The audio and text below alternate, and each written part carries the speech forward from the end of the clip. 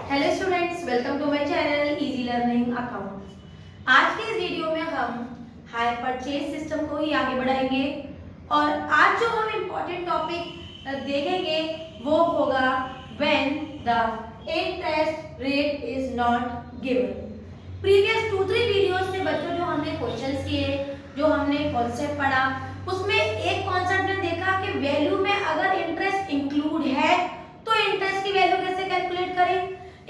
अगर उस वैल्यू में इंटरेस्ट इंक्लूडेड नहीं है तो कैलकुलेशन कैसे करें, और बैक कैलकुलेशन मेथड से भी हमने कैश परचेज निकालना सीखा।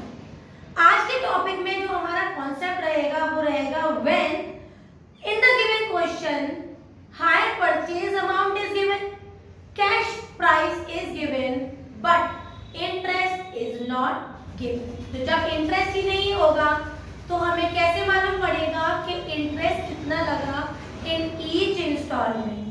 तो when the interest is not given उसकी कैलकुलेशन बेसिकली हम 3 तरीके से कर सकते हैं।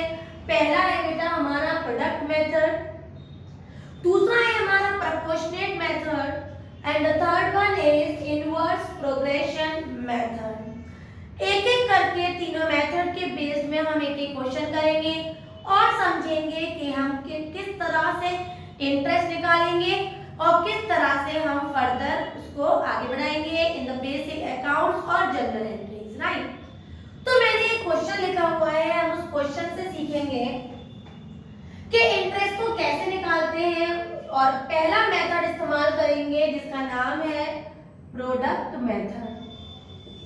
तो प्रोडक्ट मेथड से कैलकुलेशन करने के लिए मैंने एक क्वेश्चन लिखा हुआ है। क्वेश्चन कह रहा है कि मैंने कैश प्राइस से एक सामान खरीदा जिसकी कैश प्राइस है 81,800 और हायर परचेज प्राइस है 90,000। तो इतनी बात से एक बात ये समझ में आई बच्चों कि अगर कैश प्राइस में हम इंटरेस्ट ऐड कर दें तो वो हायर परचेज प्राइस बन जाता है। तो अगर क्वेश्चन में 90,000 की हायर परचेज प्राइस गिवन है और कैश प्राइस 81,800 गिवन है तो इन दोनों में जो डिफरेंस होगा वो इंटरेस्ट होगा और 90,000 में मैं 81,800 को माइनस करूंगी तो इंटरेस्ट की वैल्यू आ जाएगी 800। तो जितने भी बंदे ने इंस्टॉलमेंट दिए हैं उस पर टोटल इंटरेस्ट जो उसने पे की होगी वो होगी 8,200, लेकिन वो कितनी होगी और उसे पर इंस्टॉलमेंट में कैसे निकालेंगे उसके लिए हम टेबल बनाएंगे for the calculation of interest. देख लेते हैं इसको। सबसे पहले तो दिखाएंगे बेटा कि हमने कितनी बार पेमेंट किया। तो क्वेश्चन कह रहा है हमने 4 टाइम्स पेमेंट किया as follows at the end of 4 months, that is after 4 months, at the end of 6 months, मतलब 6 months की बात कर रहे हैं तो 6 में से 4 गए मतलब after 2 months, right? At the end of 9 months, that means at the end of 9 months की बात कर रहे हैं बेटा, मतलब अगर मैं 9 में से 6 को माइनस करूं तो 3 मंथ बाद पेमेंट किया है। और नेक्स्ट है बेटा at the end of 12 months, मतलब और बेटा लास्ट पेमेंट अगर 12 मंथ्स के बाद किया है तो 9 और 12 का अगर डिफरेंस करूं तो हमने 12 मंथ्स की अगर वो इंफॉर्मेशन दे रहा है तो 9 में से 12 को माइनस करूंगी मतलब 3 मंथ्स के बाद पेमेंट किया। तो ये तो निकाल लिया मैंने टाइम पीरियड के पहला पेमेंट 4 महीने बाद किया है, दूसरा पेमेंट 2 महीने बाद कर दिया, तीसरा पेमेंट उसने 3 महीने बाद किया है और नेक्स्ट उसने लास्ट का पेमेंट बता रहे हैं वो दिया है आफ्टर द 3 मंथ्स। तो ये हो गया 4233, राइट। 4 मंथ के बाद जो उसका पेमेंट रहेगा, जब उसने पेमेंट दिया होगा at the time of that हमारे पास अमाउंट कितनी थी। अगर मैं अमाउंट अनपेड की बात करूं बेटा तो पहली बार में हमारी अमाउंट अनपेड कितनी थी। अगर हायर परचेज प्राइस 90,000 है तो अनपेड अमाउंट कितनी थी 90,000। अब जब उसने बच्चे 90,000 में उसने 10,000 का पेमेंट कर दिया तो अगली पेमेंट कितनी बची 90 में। अगर उसने 10,000 का पेमेंट कर दिया तो नेक्स्ट कितनी वैल्यू बची बेटा 80,000। अब 80,000 में जब उसने 15,000 में जब उसने 15,000 का पेमेंट कर दिया तो वैल्यू आ गई बेटा हमारी 65। और 65 में जब उसने 35,000 का पेमेंट नहीं 30,000 का पेमेंट कर दिया तो वैल्यू बाय डिफॉल्ट वही आ गई जो उसने लास्ट बार में दी है, वो है 35। और इस तरीके से उसने अनपेड अमाउंट हमने कैलकुलेट करा। सबसे पहले 90,000, फिर 10,000 दे दिया तो 80, फिर दे दिया तो 65, देन 30 माइनस कर दिया तो वैल्यू आ गई हमारी 35 जो कि हमारी लास्ट वैल्यू। अब इन दोनों का प्रोडक्ट मेथड के अकॉर्डिंग बच्चों प्रोडक्ट कर लेंगे। तो प्रोडक्ट बहुत आसान है, देख लीजिए 90,000 इंटू 4 तो वैल्यू आ गई 3,60,000। दूसरे का निकाल लेते हैं बेटा 80,000 इंटू 2 तो वैल्यू आ गई 1,60,000। तीसरे का बेटा 65,000 इंटू 3 तो वैल्यू आ गई हमारी 1,95,000। और लास्ट है 35,000 इंटू 3 तो वैल्यू आ गई बेटा हमारी 15 और ये हो गई हमारी 105,000। क्लियर। अब हमने इनका प्रोडक्ट भी कर दिया because we are using the method known as product method. अब निकालेंगे बच्चों हम कैलकुलेशन ऑफ इंटरेस्ट और लास्ट में मैं आपको दिखाऊंगी कि हमारा एक्चुअल कैश प्राइस कितना रहा होगा इन ईच इंस्टॉलमेंट, राइट। अब ध्यान से देखते हैं पहला इंटरेस्ट का कैलकुलेशन। सबसे पहले इन सारी प्रोडक्ट की वैल्यू को हम ऐड कर लेते हैं तो 360 और 160 0 0 0 और ये हो गया हमारा 2 और ये हो गई बेटा हमारे 4 और 5 20 195 और वैल्यू अगर हम ऐड करेंगे तो कैलकुलेटर से करेंगे और हमारी वैल्यू हो जाएगी 8,20,000 इन सब का टोटल। प्रोडक्ट मेथड में इंटरेस्ट निकालने का जो तरीका होगा वो कुछ इस तरह से होगा। जो इंटरेस्ट का रेट मैंने निकाला है बेटा वो सारे इंस्टॉलमेंट का मिला के है 8,200। तो 8,200 इंटू वैल्यू निकाल रहे हैं प्रोडक्ट की जो इस कंसर्न वैल्यू है 4 महीने की, वो है 3,60,000 और आउट ऑफ 8,20,000। तो 8,200 इंटू 6 360 और 8 20 से डिवाइड करेंगे तो आंसर सेल्फ निकाल लेना कैलकुलेटर से, वो हो जाएगा हमारा 3,600 बेटा, राइट। सेम कॉन्सेप्ट बाकी सब में भी फॉलो करेंगे। देखो ध्यान से 8,200 into 1,60,000 divided by 8,20,000 and the answer will be 1,600। तीसरे का भी same concept 8,200 into 195,000 divided by 820 and the answer will be 1,950। और फोर्थ का निकालेंगे same concept 8,200 into value 105,000 8,20,000 and the answer will be 1050। Clear. अब जो इंस्टॉलमेंट दिए थे बच्चे वो कितने के दिए थे? आप कहोगे मैम पहला 10,000 का दिया था तो माइनस करेंगे 3,600 और हम अपनी वैल्यू निकालेंगे कॉस्ट प्राइस और वो आ जाएगी 6,400। बाद में ऐड करके चेक करेंगे क्या वो 8100 के बराबर आ रही है सारी वैल्यूज, बाद में करेंगे, राइट। दूसरा उसने पेमेंट दिया है 15,000 का और कितना इंटरेस्ट इसमें इंक्लूडेड है बेटा 1,600 और 15 में से 1,600 को माइनस करेंगे तो वैल्यू आएगी 13,400। सिमिलरली यहाँ पर भी बेटा तीसरा इंस्टॉलमेंट कितने का दिया उसने 30,000 और माइनस करेंगे 1,950। सिमिलरली यहाँ पर भी दिया उसने 35,000 तो 35,000 माइनस 1,050 और हमारी 30 में से 1,950 को माइनस करेंगे तो 28,050 और यहाँ पर भी माइनस करेंगे तो वैल्यू आएगी 33,950 33,950 28,050 13400 प्लस 6400। इन चारों को जब आप ऐड करोगे तो वैल्यू हो जाएगी 81,800। एक बार और शॉर्ट में देख लेते हैं। सबसे पहले हमने ड्यूरेशन निकाला कि कितने कितने टाइम बाद हमने पेमेंट किया, फिर हमने वो हर पेमेंट को माइनस करके एक्चुअल वैल्यू निकाले जितनी हमारी अनपेड रह गई।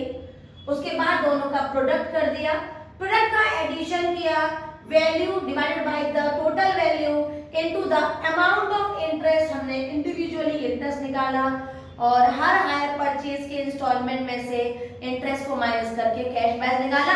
इस तरह से कैलकुलेशन करते हैं by the method of product method. अब देख लेते हैं नेक्स्ट प्रोपोर्शनेट मेथड। नेक्स्ट है हमारा proportionate method. Almost product method की तरह है लेकिन उससे थोड़ा सा इजी है। तो क्वेश्चन दिया हुआ है हमारे पास कि कॉस्ट प्राइस है 37,400, इंटरेस्ट हमें दिया नहीं हुआ है बेटा क्योंकि वो हमें कैलकुलेट करना है, और हायर परचेज प्राइस दे रखा है 50,000। क्वेश्चन कह रहा है कि पेमेंट जो हायर परचेज का हमने 50,000 का किया उसको 5 एनुअल इंस्टॉलमेंट में पे किया। सबसे पहले दिया 15, फिर दिया 12, फिर 10, फिर 8, फिर 5। इस तरह से 5 टुकड़ों में हमने 5 साल में पे किया। मंथ का कोई इंफॉर्मेशन नहीं है, ईयरली इंफॉर्मेशन है, तो यहाँ पर प्रोपोर्शनेट मेथड ज्यादा कंफर्टेबल है और आप इजीली उसको सॉल्व कर पाएंगे। तो सबसे पहले मैं आपको इंटरेस्ट बता देती हूँ। हमारी इंटरेस्ट हो जाएगी 50,000 माइनस 374,000 जो आ जाएगी हमारे पास 12,600। जैसे ही बच्चों हमने यहाँ पर इंटरेस्ट निकाल ली जो कि हमारे पास आई है, कितनी आई है हमारे पास 12,600।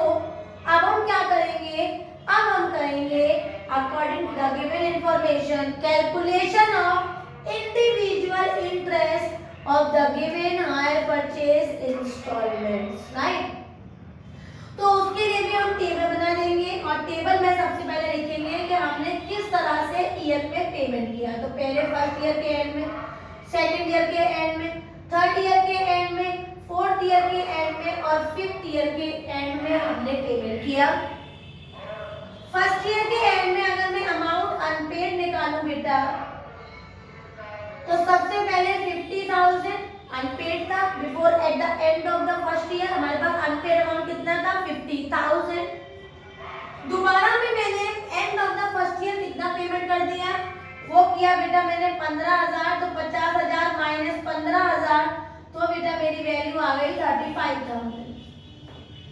फिर मैंने पेमेंट कर दिया 12,000 का। तो 35,000 में से जब मैंने 12,000 का पेमेंट कर दिया तो वैल्यू आ गई मेरे पास 23,000। और नेक्स्ट में जब मैंने 23 में से बच्चे कितना का पेमेंट किया 10,000 का तो वैल्यू आ गई 13,000। नेक्स्ट पेमेंट किया बेटा मैंने 8,000 का तो मेरे पास वैल्यू आ गई 8,000 को माइनस करके 5,000। और इस तरह से मैंने end of the year payment किया। क्लियर। तो अमाउंट अनपेड निकाल रहे हैं तो पहला अनपेड 50,000, दूसरा अनपेड 35, देन 23, देन 13, देन 5। और इस तरह से हम इन सभी को क्या करेंगे ऐड कर लेंगे इन द प्रोपोर्शनेट मेथड। तो इनको ऐड कर लेना आप लोग। 50, 35, 23, 13 और 5 का एडिशन है 1,26,000। अब बच्चों यहाँ करेंगे calculation of interest. Product method use नहीं कर रहे हैं, नहीं तो प्रोडक्ट मल्टीप्लाई करते हैं टाइम से, लेकिन प्रोपोर्शनेट यूज कर रहे हैं। तो कैसे करेंगे, सबसे पहले इंटरेस्ट निकालेंगे उस वैल्यू का जो हमने निकाली है, वो है हमारी 12,600। तो 12,600 यहाँ पर अप्लाई करेंगे बिल्कुल प्रोडक्ट मेथड की तरह, मल्टीप्लाई का साइन लगाएंगे। कितनी वैल्यू अनपेड है हमारी 50,000 है और टोटल नंबर ऑफ वैल्यू कितनी है 1,26,000। सिंप्लीफाई कर देंगे और हमारी वैल्यू आ जाएगी बेटा पहले की 5,000। कैलकुलेटर से खुद कैलकुलेट करना है आपको, इसलिए मैं डायरेक्ट आंसर लिख देती हूँ ताकि जल्दी जल्दी आपको बात समझ में आ जाए। नेक्स्ट है बेटा अगेन हम जो 12,600 को बांट रहे हैं वो है हमारे 12,600 लिखेंगे into value I 35,000 divided by 1,26,000। Similarly third point में भी बेटा 12,600 इनटू 23,000 डिवाइडेड बाय 1,26,000।